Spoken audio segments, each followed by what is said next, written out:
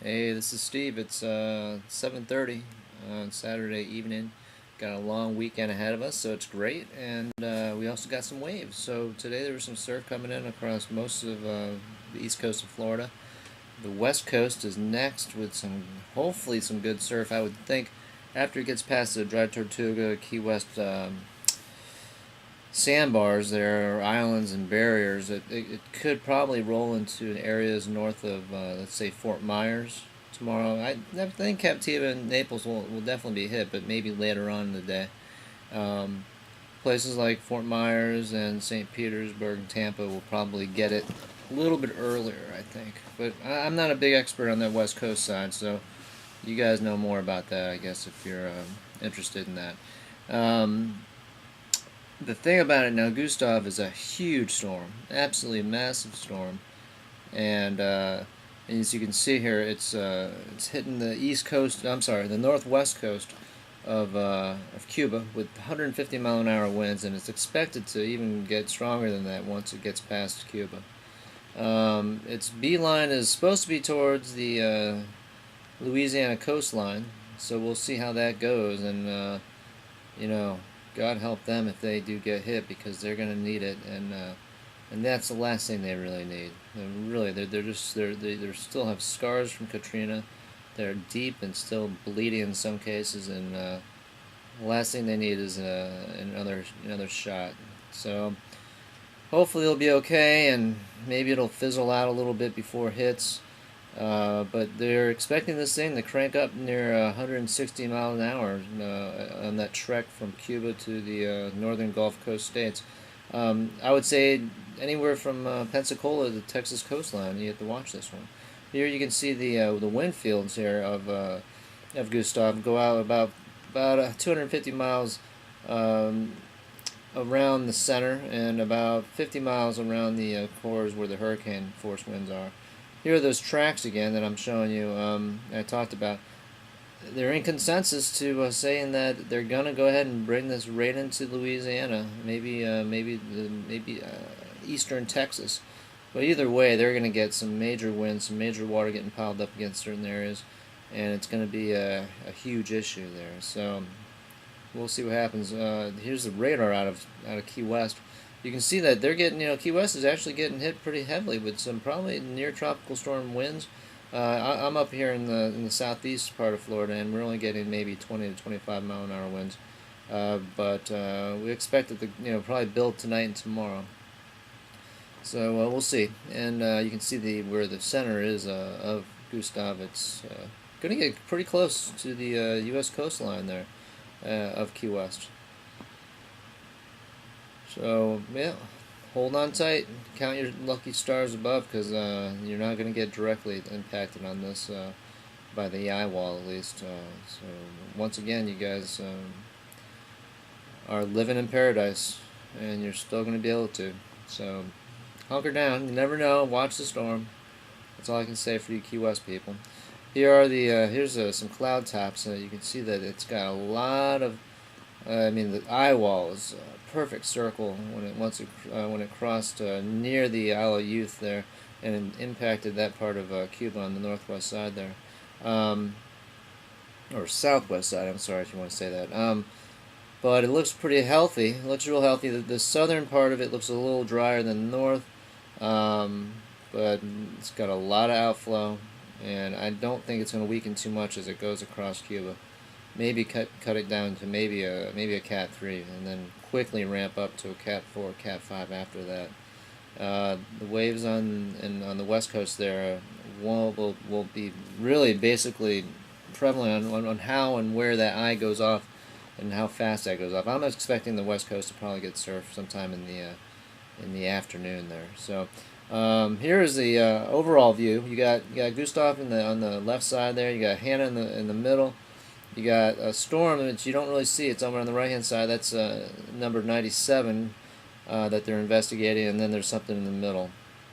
So you can see see how active it is. It's very seems like it's a couple weeks early this year.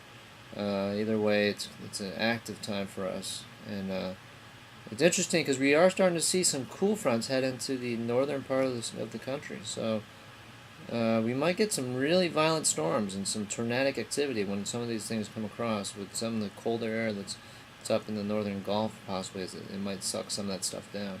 Here's the Tuesday surface wind chart. As you see, that Gustav is supposed to be knocking on the doorstep of Louisiana, and you got Hanna just sort of meandering in the Gulf, in the over the Bahamas there, not knowing exactly where it's going to go. But some models are actually depicting what's going to happen. North of Nova Scotia, there's another low that's dropping down through the through that area. And it looks like it's interacting with that strong high pressure, and it probably is also going to create some surf for us as well. So it'll be interesting to see these waves coming from the northeast as Hanna kicks off our coastline as it gets close. So hopefully it's not going to impact us directly, and only time will tell. I want to show you some of these forecast maps, where a lot of them are saying that, besides one model, most of them are saying that it's going to meander there in the Bahamas.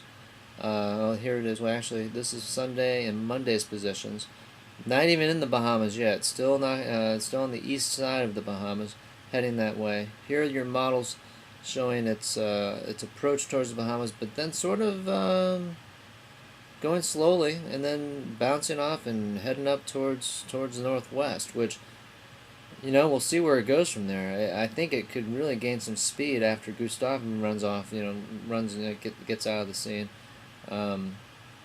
It's been battling with a low pressure area for its lifetime, basically, and it's really fighting to kick that thing out of here. But it's got some issues, so it's going to be a slow moving, a slow developing storm, if any, and that upper low is really going to move out.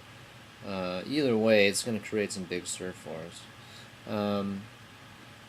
From what I can tell here, well, on the outside buoy of the Bahamas, it definitely started picking up a decent swell up towards 12 to 15 seconds at 7 to 9 feet.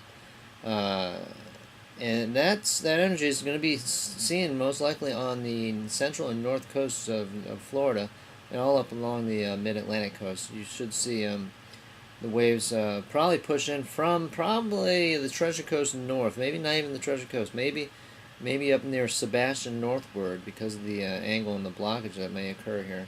The Providence Channel is always a possibility to where energy could show through that channel and hit some parts of South Florida. So it's all really a look and see type of thing, and you'd have to keep on the ball and make sure what's going on. Unfortunately, there'll be wind all over it in the 15 to 20, 25 mile an hour range, but you'll see a definitely groundswell if it does make it through that channel. You'll know if it's going through that channel or not.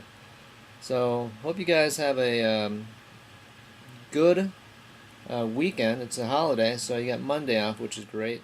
Monday, Tuesday, Wednesday, Thursday, Friday, you'll see surf breaking all along the coast, and I saw some forecasts saying that the waves are going to start breaking up near 20 feet in some areas later on in the week, and I would have to tend to believe that it's a very possibility that it might happen. It might get totally out of control here in Florida, on the east coast of Florida. We'll have to see, and I think Hanna is going to be the storm for us. Hopefully, if it does pull off the coast and heads off to the northwest and the north and the northeast, our winds will then crank around from the northwest to west, and maybe southwest as it pulls away to the northeast, which I'm hoping for. Much like how Faye did. So, if that does happen, we could see a cleaned up, very, very large swell.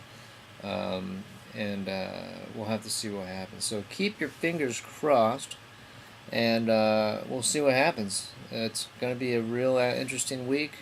So everyone, be safe if you're traveling to the West Coast tomorrow from the East Coast. Be careful driving, and be safe out in the water as well. All right, talk to you guys later. Have a good weekend.